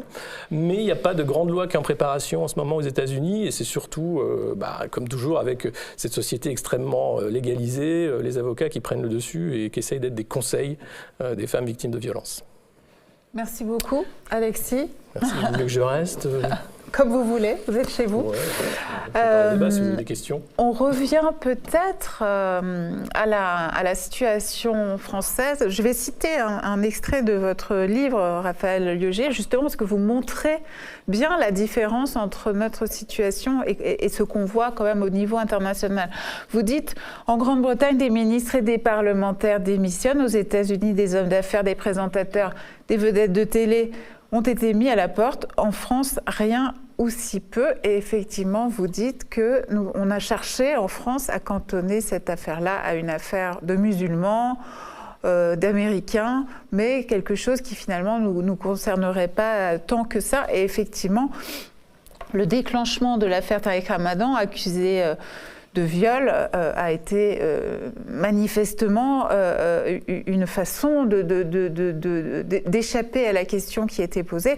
De la même façon, je signale aussi que le journaliste de LCP, Frédéric Aziza, a été réintégré dans l'équipe de rédaction, a été remis à l'antenne, tandis que la journaliste qui l'avait accusé d'agression sexuelle a, elle, négocié une rupture conventionnelle pour quitter la chaîne. Alors j'ai envie de vous poser la question à tous ce soir. Est-ce qu'il y a une spécificité française en matière de statu quo patriarcal ? Raphaël ? Je suis sûr que ça vous inspire, cette question. Non, mais ça m'inspire. Moi, ce qui m'a intéressé, parce que comme je vous disais, je vis une partie de mon temps aux États-Unis, même plus de temps aux États-Unis qu'en France depuis 2 ans. Et ce qui m'a intéressé, c'est de voir comment, aussi bien en France qu'aux États-Unis, on botte en touche, mais on botte en touche avec nos spécificités culturelles. Donc en France, on botte en touche avec notre spécificité culturelle qui consiste à faire monter en force la laïcité, la galanterie, le flirt, le bon vivre, tout ce qu'on peut trouver. Et aux États-Unis, ça va être ce côté plus ségrégatif, le droit est seulement le droit, mais du coup ça va faire le jeu des avocats, etc. Mais dans les deux cas, ce qui finit par passer inaperçu, c'est le cœur du problème. C'est-à-dire, ce qui finit par passer inaperçu, c'est, vous l'avez dit, les gens, on ne sait pas comment a commencé MeToo, pourquoi, comment ça a commencé, qui... savoir, oui. Enfin, non, mais je veux dire, on ne sait pas au sens où on ne le sait pas publiquement, à la limite, on ne s'y intéresse pas, et on finit par s'intéresser qu'à la périphérie. Alors, je ne pense pas qu'il y ait une spécificité machiste. Parce que je crois qu'il y a différentes manières d'être machiste aux États-Unis et en France, et elles sont toutes aussi machistes, si vous voulez. Elles sont toutes aussi dominatrices. Non, moi je pense qu'elles sont toutes aussi... aux États-Unis, il y a quand même il y a plus d'hypocrisie, parce qu'on met plus les gens à distance. Mais on prend l'exemple de la culture du viol, ce qu'on a fini par appeler la culture du viol, sur les campus américains. Bon ben voilà, en sens inverse, c'est quelque chose qu'on ne connaît pas en France à ce niveau. C'est devenu une priorité de politique publique aux États-Unis pour arriver à le gérer un minimum. Je pense à l'Université de Columbia. Est-ce que vous pouvez nous expliquer ce qu'on appelle la culture du viol sur les campus ? Ben, c'est là où cette expression a commencé, cette idée de culture du viol, parce que c'est en général là où se produisent les premières expériences sexuelles des jeunes hommes et des jeunes filles, et c'est dans cet espace, on va dire, où on a eu, enfin, quand on a parlé du problème de la zone grise, c'est quand même là c'est là où cette problématique est vraiment apparue. On parle aujourd'hui de la zone grise du consentement en France. Mais ça a d'abord été problématisé pour les campus. C'est des majeurs dans le campus. Le consentement, c'est des mineurs dont on parle. C'est pas la même chose. Non, attention. Quand on parle de la zone grise du consentement, c'est quand on force des gens qui soient mineurs, majeurs, etc. C'est-à-dire que justement, la question du rapport qu'on a aux femmes, c'est que dans une certaine mesure, on les considère tout le temps à un certain niveau comme étant mineur, puisque la définition de mineur majeur, c'est quoi ? C'est l'incapacité à exprimer son consentement. Or, ce que demande MeToo, ce que demande MeToo, c'est de dire notre consentement compte. Mais du coup, qu'est-ce que c'est le consentement ? Est-ce que jusqu'où on peut aller ? Donc moi, je crois que je ne crois pas qu'il faille en faire une opposition franche entre le machiste, l'Amérique et la France. On serait plus machiste en France aux États-Unis. Je pense qu'aux États-Unis, on a des manières d'être machiste, des manières détournées d'être machiste qui sont très fortes aussi, quoi. Voilà. Mais le problème, il dépasse cette différence culturelle. Non, mais on est obligé de faire le constat que si on laisse de côté le cas Tariq Ramadan, aucun personnage public en France n'a payé cash. Voilà, ça c'est vrai. N'a payé cash, alors que certains. Non, mais alors là, sur ce sujet-là, sur ce sujet-là, je suis tout à fait d'accord. Je suis tout à fait d'accord. Très rapidement aux États-Unis. Là, sur ce point-là, je ne parle pas de la vie quotidienne, mais sur ce point-là, dans le rapport à la vie publique, c'est quelque chose on a un problème en France à remettre en cause. On parlait de l'inertie institutionnelle, c'est-à-dire de l'inertie des statuts. On le voit même dans les écrits. Des gens qui font des plagiats en France, tout le monde sait qu'ils font les plagiats. Et non, ça a tout à fait à voir. Ça a tout à fait à voir parce que ça veut dire que même si on le sait, en France, ces gens continuent à avoir de l'importance. Et là, même si on sait que la personne, elle a été dans le harcèlement sexuel, etc., on continue à jouer avec, à faire, tant que c'est pas complètement renversé. Alors qu'aux États-Unis, quelqu'un qui est effectivement soupçonné de plagiat ou soupçonné de harcèlement sexuel, etc., immédiatement, il est dans une situation qui est difficile, voire viré. En France, non, ça c'est vrai. Esther Benbassa. Ouais, je voudrais, je connais un petit peu le monde universitaire américain. Il y a le politically correct depuis des années qui fait qu'un professeur reçoit son étudiant avec la porte ouverte. Ici, moi j'ai jeune professeur à l'université en France, j'entendais des vieux professeurs qui préparaient à l'agrégation des jolies jeunes filles de 22 ans, la porte fermée, on entendait des choses pas très correctes quand même. Déjà aux États-Unis, cela ne peut plus arriver dans certains milieux parce qu'il y a le politically correct à éduquer quelque part, malgré ses côtés négatifs aussi, à éduquer dans certains milieux les personnes à dire ce qui se passe ou à ne pas faire parce que ça se dit. Regardez dans le milieu cinématographique en France, qui est-ce qui a ouvert la bouche pour dire qu'il y a eu un cas de viol? Aux États-Unis, vous avez vu avec Weinstein quand même. En France, qu'est-ce qu'il y a? On a mis les petits rubans, etc. Est-ce que quelqu'un a dénoncé un cas? Ni la mode. Ni la mode. Et le monsieur qui voulait gifler Caroline de Haas, enfin, je ne veux pas entrer dans les détails. Il avait envie de gifler, c'était pas très correct, mais il a eu son petit ruban le soir des Césars. Bon, écoutez, il y a un vrai problème. Parce qu'en France, regardez, à l'Assemblée, moi j'ai invité les déontologues de l'Assemblée, ils m'ont répondu, on ne peut pas venir parler comme ça, on a l'obligation de réserve, un déontologue qui a l'obligation de réserve. Aux États-Unis, ça n'arrive pas. Ce dont vous parlez, en revanche, c'est ce qui arrive maintenant dans les chambres d'étudiants. Il y a des relations sexuelles, il y a quelques dérives importantes qui sont dénoncées quand même, parce que des jeunes gens ont des relations sexuelles, une semaine après ou 2 jours après, je ne sais pas, il y a l'une qui porte plainte. Donc tout ça, il faut prendre en considération qu'il y a des dérives de ce côté, mais ce n'est pas des dérives seulement parce qu'il y a eu viol, c'est aussi lié à une psychologie sexuelle, à cet âge, etc. Mais en Amérique, on dénonce. Oui, en Amérique. Ici, vous dénoncez, vous n'avez pas de boulot. Quand quelque chose est devenu illégitime officiellement, ce n'est pas un vain mot, c'est devenu illégitime officiellement, les gens sont effectivement évacués parce que c'est devenu illégitime, c'est pas supportable. Et c'est pour ça que je faisais la comparaison avec le plagiat, avec toute une série de choses.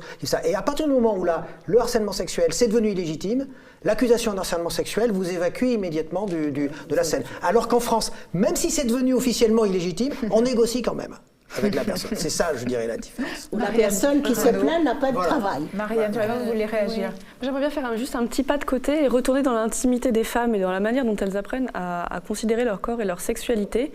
Et il me semble que, petit pas de côté, la manière dont les jeunes filles apprennent à appréhender leur corps, comment ça se passe concrètement, pour comprendre ensuite pourquoi elles n'arrivent pas à dire non. Quand les jeunes filles commencent à être pubères et commencent à avoir des relations sexuelles, la première chose qu'on fait, c'est qu'on les emmène tout de suite voir un gynécologue pour surtout leur prescrire un moyen de contraception. Pourquoi? Comme ça, en cas où elles seront disponibles. C'est quand même ça derrière qu'il y a.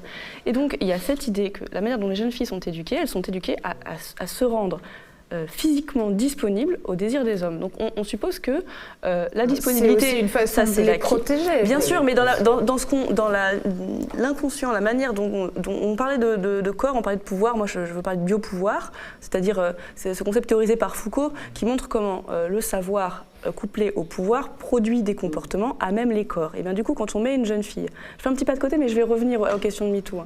Mais quand une jeune fille, dès qu'elle commence à avoir des rapports sexuels, est sommée d'aller s'exposer devant un médecin, de le laisser ce médecin manipuler son corps qui n'a peut-être jamais été touché par un homme, dans le but de la préparer à l'acte sexuel, il y a trois choses. Il y a déjà l'idée que son corps est manipulable.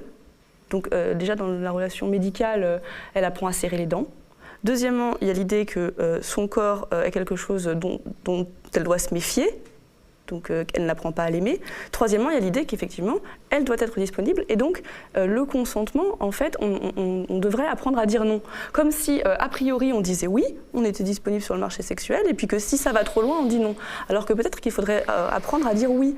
C'est-à-dire que, a priori, les femmes ne sont pas disponibles sur le marché sexuel, et c'est si elles disent oui qu'elles peuvent ensuite rentrer dans une relation de séduction. Il faut vraiment inverser les termes. Et bon, c'est pour ça que je fais un petit pas de côté, mais dans la manière dont les femmes apprennent à considérer leur corps, leur intimité, leur souveraineté, il y a tout un tas de gestes qui sont posés dans l'intimité des cabinets gynécologiques, dans l'intimité des chambres à coucher, qui c'est pas des pas de côté, en fait, c'est le cœur du problème. Oui. Parce que c'est le fait de considérer que les femmes sont une matière passive, donc une matière à jouir, il faudrait en fait renverser le problème en disant elles sont capables de leur propre jouissance. À partir du moment où elles sont capables de leur propre jouissance, elles sont capables de dire oui. Et si elles sont capables de dire oui, elles peuvent aussi bien dire non. Elles ne sont pas le négatif de l'homme, le négatif même de la... comme si elles étaient, pour prendre un terme philosophique, comme si elles n'avaient qu'une volonté, mais pas une volonté. C'est ça. Mais effectivement. Alors il y a quand même quelque chose que les Américains n'ont pas eu, contrairement à nous, et c'est la tribune des 100 femmes, le 9 janvier dernier, qui entendait défendre le droit d'importuner, voilà, et qui posait, on la voit à l'écran en ce moment, qui posait la question justement, Raphaël, de la zone grise, justement, je crois que c'est le cœur de la différence entre insistance importune, vrai flirt, voilà, toute cette chose, et qui s'inquiétait donc de la disparition possible de la galanterie à la française. J'aimerais vous entendre sur cette question-là. Marianne Gérameau. Ce qui est juste, en fait, moi, ce que j'ai trouvé particulièrement atroce dans cette tribune, c'est que non, mais qu'est-ce qui est horrible quand... Excusez-moi, peut-être que vous vouliez dire... Non, mais quand on a été victime de harcèlement, en fait, ce qui est horrible, c'est que, oui, au début, évidemment, comme le type vous plaque pas tout de suite contre le mur, oui, au début, on croit à une relation de galanterie, et oui, au début, si pathétique que soit le type, on est un peu flatté. Au début. Et après, ça prend des proportions qui sont pas... Plusieurs cas de figure. Hein. Non, mais moi, voilà. Et en fait, ce qui se passe, c'est qu'on a... Tout est possible, c'est une hypothèse. Non, mais c'est pas une hypothèse. Voilà, moi, voilà, bon, puisqu'on est... Enfin, moi, j'ai connu un peu ça. Et en fait, après coup, on a honte d'avoir cru à de la galanterie. Et on a honte de s'être laissé séduire à ce niveau-là. Non pas qu'on soit séduite par le type, mais qu'on est un peu flatté parce que quand même, on attire le regard. Et du coup, entretenir, comme le fait cette tribune, la confusion entre harcèlement et galanterie, je trouve que c'est très grave. Parce qu'en fait, c'est ce qu'il y a... Enfin, encore une fois, là... C'est pas de viol ou de violence sexuelle à proprement parler dont je parle, c'est vraiment du cas de harcèlement sexuel. Ce qui est particulièrement difficile, c'est la honte que ressent la victime devant sa propre niaiserie. Et du coup, ce type de tribune ne les aide pas à se considérer comme victimes. Il y a des femmes qui sont contraintes aussi. Oui, non, mais c'est pour ça que Oui, mais dans les côtes... Oui, mais... avec un couteau... Non, mais ça, il est clair que c'est pas de la galanterie. Ce que je veux dire, c'est qu'on sait qu'elle parle pas de ça, quoi. Sur un couteau, oui, Alexis. C'est par rapport au psyché aussi des pays et Ouais. on a l'exemple en Europe de l'Allemagne où justement c'est un drame parce qu'il n'y a pas de drague. C'est pas culturel, les hommes ne draguent pas les femmes. Il y avait un reportage dans Vice là-dessus avec une journaliste qui allait voir comment ça se passait. Elle a dit elle revenait déprimée, justement en disant mais que ce soit pas lourd ou pas, mais qu'il n'y ait pas un regard, qu'il n'y ait rien ni en boîte, ni dans les bars, ni dans rien. Et c'est un vrai problème de société. Mais comment on fait les bébés en Allemagne Justement, on n'en fait pas. C'est donc ça. Résolu en direct. Le Japon, Résolu en direct. et on peut y aller. Et après, c'est vrai que ça c'est c'est important. Enfin, et évidemment qu'on ne va pas comparer la galanterie, la drague lourde et le viol, mais il y a aussi dans les rapports, dans la façon dont on apprend la socialisation dans les pays, quelque chose de très différent. Et aujourd'hui, je ne sais pas si vous avez parlé de l'Espagne, qui est un pays extrêmement macho, mais il y a eu une grève des femmes. Alors c'est un vieil outil, la grève des femmes, qui date de la Grèce antique. Et bien aujourd'hui, les femmes ont fait grève dans les grandes villes, elles ont bloqué la circulation, elles ont quitté les rédactions, elles ont quitté les usines, en disant voilà, sans nous, il ne se passe rien, parce que l'Espagne est un des pays en Europe où il y a le plus grand écart salarial, avec l'Allemagne d'ailleurs, et l'Estonie. Donc il y a des moyens, peut-être que la grève des femmes, voilà, ça remet les points de valeur. Esther Benbassa. J'ai été assez étonnée par cette tribune. Je ne suis pas d'accord avec ce qu'il y avait dans cette tribune. Mais enfin, vous savez, moi, je suis une libérale dans le sens américain. Les gens s'expriment, on n'est pas d'accord, mais elles se sont exprimées. Il faut les entendre aussi, même si on n'est pas d'accord. En revanche, j'ajouterais qu'il ne faut pas que la séduction disparaisse. Ah, vous êtes partiellement d'accord, alors? Non, la séduction, je n'ai pas dit galanterie. Moi, je alors, ne pense pas d'abord qu'on avancera sans les hommes.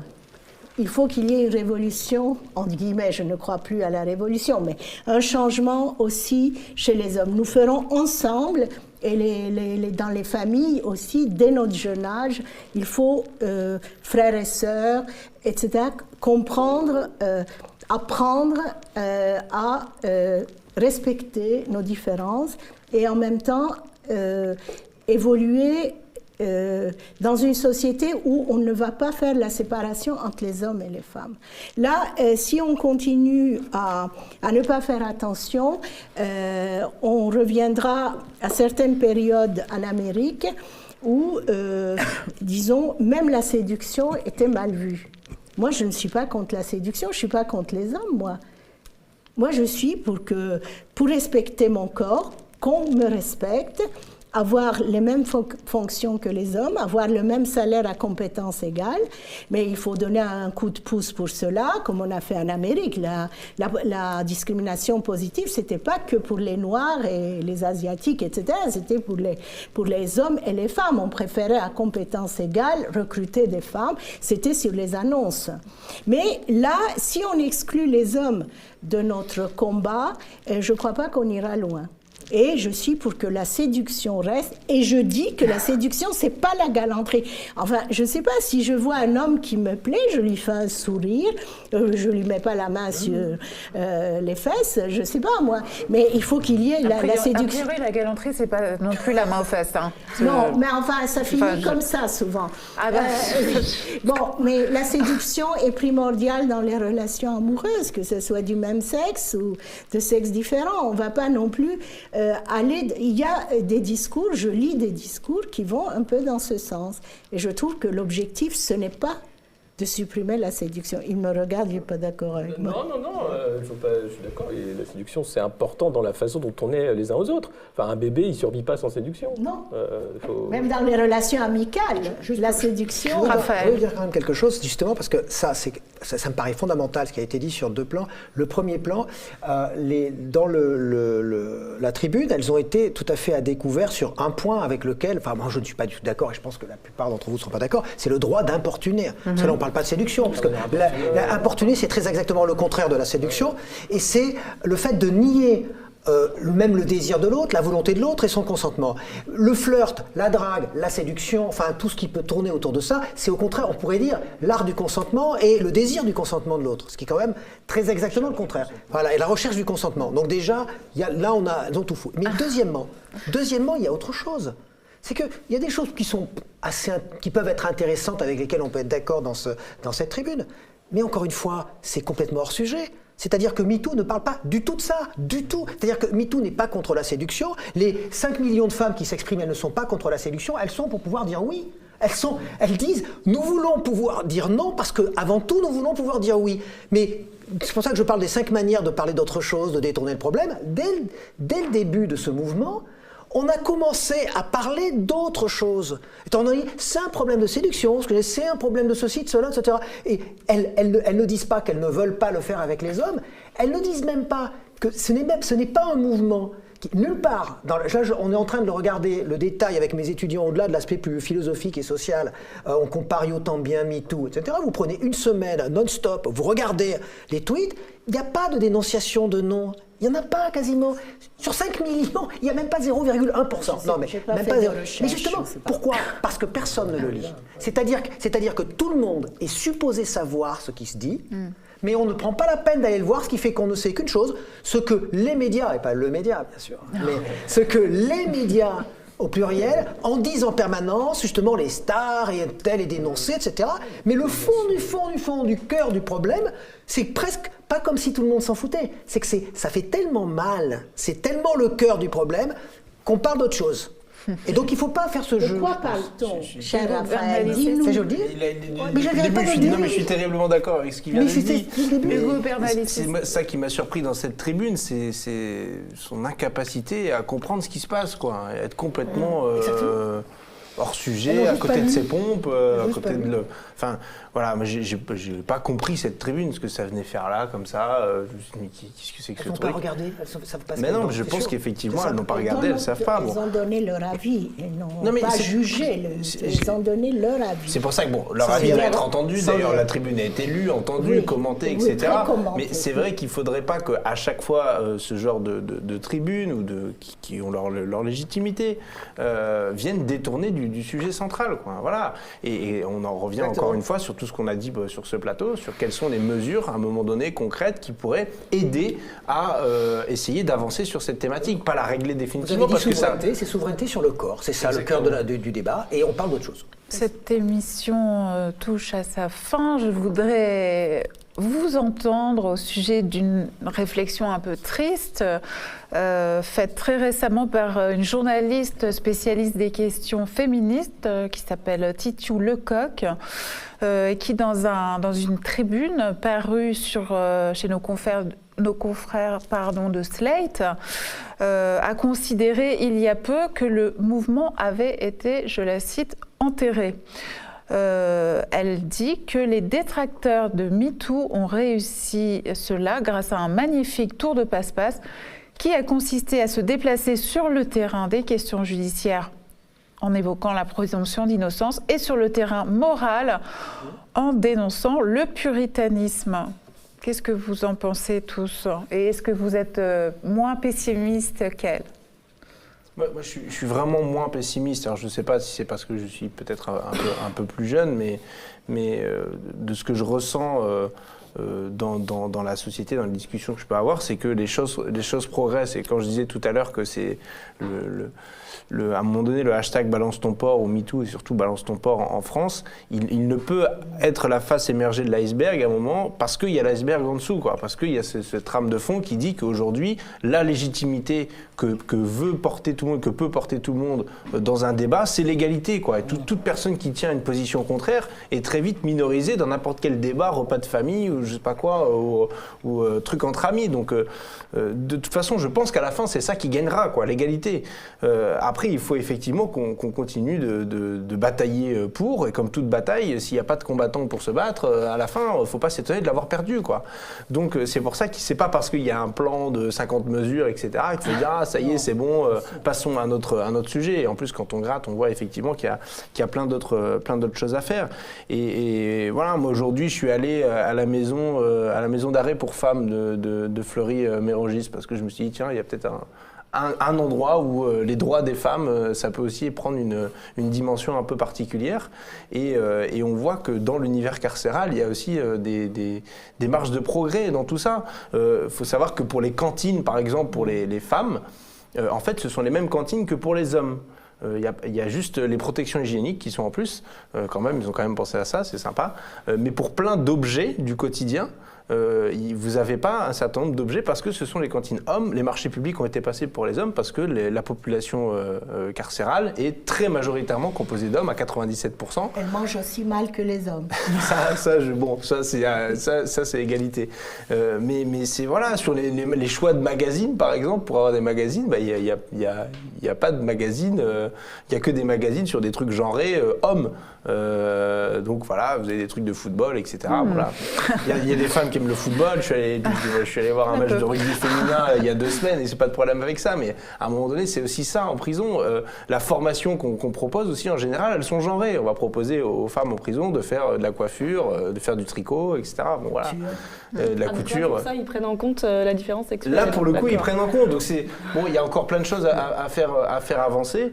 Et je pense qu'il faut rien lâcher en la matière et surtout continuer à soutenir toutes ces associations qui se bagarrent. Alexis ?